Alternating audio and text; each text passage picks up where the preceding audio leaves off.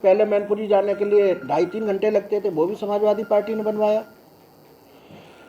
Lion safari जैसा project जो international tourist destination है वो समाजवादी पार्टी ने बनवाया। लॉयन सफारी आप समझते हैं कितना बड़ा प्रोजेक्ट है। आज अगर आगरा की पहचान है तो ताजमहल से है, क्योंकि ताजमहल भी अंतर्राष्ट्रीय पर्यटन का केंद्र है। उसी तरह से आपका लॉयन सफारी भी अंतर्राष्ट्रीय पर्यटन का केंद्र है। तो इतना बड़ा काम समाजवादी पार्टी ने करके दिखा दिया। केवल इटावा का लॉयन सफारी एक ऐसा सफारी है पूरे भारत में जहां आप जाएंगे तो गारंटी से शेरों को घूमते हुए देख के आएंगे, और कहीं सफारी में गारंटी नहीं है कि आप शेरों को देख पाएंगे।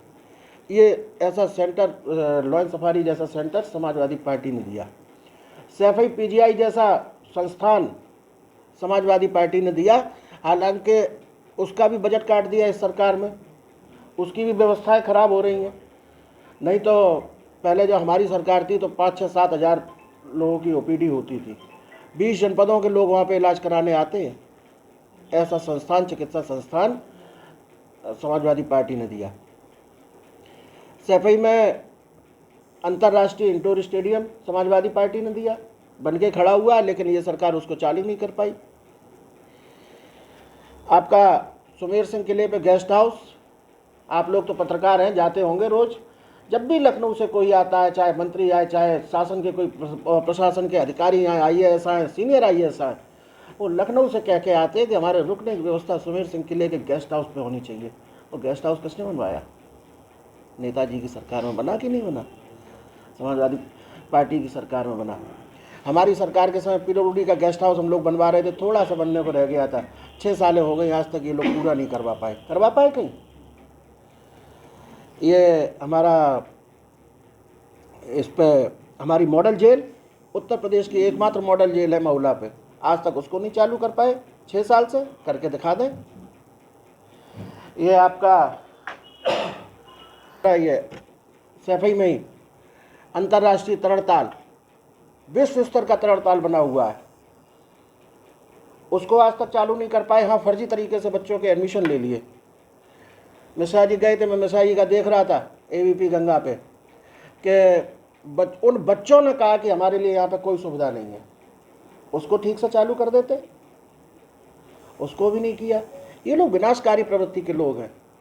सांसद जी कह रहे थे कि समाजवादी पार्टी की सरकार रही, 3-3 बार मुख्यमंत्री रहे, तो रेलवे पे कोई ओवरब्रिज चालू करवा देते।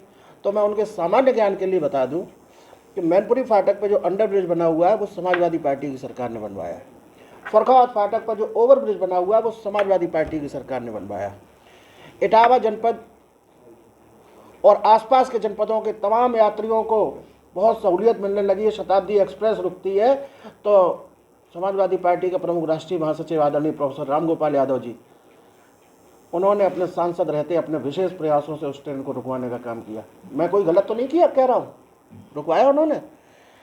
हालांकि मोबाइल अब तो सब जगह है, लेकिन 2003 में मोबाइल की शुरुआत यहाँ हुई थी, तो उस समय सबसे पहले शुरुआत करवाने में भी प्रोफेसर रामगोपाल जी के प्रयास था। आप कहते हो समाजवादी पार्टी ने क्या किया? इस इटावा जनपद की पहचान समाजवादी पार्टी से है। मैं तो कहता हूँ कि हमने मैनपुरी फाटक पर अंडरब्रिज बनवाया, हमने फर्रुखाबाद फाटक पर ओवरब्रिज बनवाया। आप रोज जाते हो, फीता लेके पहुँच जाते हो फोटो खिंचाने कि हम रामनगर फाटक पर ओवरब्रिज बनवा रहे हैं। मेरी जानकारी है कि आज तक उस पर कोई कागजी काम भी नहीं शुरू हुआ है। सांसद जी बता दें कि काम खत्म करने की छोड़ें, रामनगर फाटक पे ओवरब्रिज बनने का काम शुरू कब तक हो जाएगा? पचनदे पे ओवर डैम बनाने की बात, पचनदे पे डैम बनाने की बात करते हैं। पचनदे पे डैम बनाने के लिए कोई भी शुरुआत नहीं हुई है आज तक। अगर हुई हो तो वो एक तारीख बता दें कि वहाँ भी डैम बनाने का काम कब से शुरू हो जाएगा, और नहीं तो ये झूठ बोलना बंद कर दें। हमारी विधायक सदर रोज कह रही कि रूरा पे पिलुआ मंदिर के पीछे जमुना जी पे पुल बनवा रहे हैं। कहाँ बन गया पुल? पुल के लिए कोई अलाइनमेंट भी हो गया हो तो बता दे। बसरेहर में बाईपास बनने का दावा होता है, एक बार तो उन्होंने कह दिया कि बन गया तो वो हमें दिखा नहीं। भैया किसी को दिखाओ, आप लोगों को किसी को दिखाओ, या उनके पास संजय जैसे दिव्य नेत्र हों जहाँ बन गया हो तो ठीक है, अलग बात है। वैसे मेरी जानकारी में ना बसेर बाईपास का कोई अलाइनमेंट अभी तक हुआ है, ना कोई लैंड इंक्वायरमेंट हुआ है, ना कोई बजट का अलॉटमेंट हुआ है, कुछ भी नहीं हुआ है। करवा दे। और एक चुनौती देता हूँ, 6 साल हो गए भारतीय जनता पार्टी की सरकार को, एक बड़ा काम बता दें इटावा जनपद में जिसका शिलान्यास भी इन्होंने किया हो, जिसका उद्घाटन भी इन्होंने किया हो। 6 साल तो बहुत पर्याप्त समय होता है, बता दें।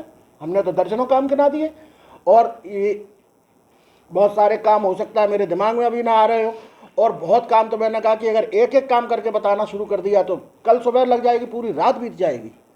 इतने काम किए, वो कहते क्या किया। तो इस तरह की गैर जिम्मेदारी की बात एक जनप्रतिनिधि को नहीं करना चाहिए। आप जाते हो, इटावा का प्रतिनिधित्व करते हो देश के सबसे बड़े सदन में, जिम्मेदारी की बात करना चाहिए, गंभीरता की बात करना चाहिए। मैं तो उनसे पूछता हूँ कि चलो ठीक है, ये चालू करवा दें, यही चालू करवा दें जो हमारा इंटरनेशनल इंडोर स्टेडियम पूरा बन के बंद खड़ा हुआ है, उसको चालू करवा दें।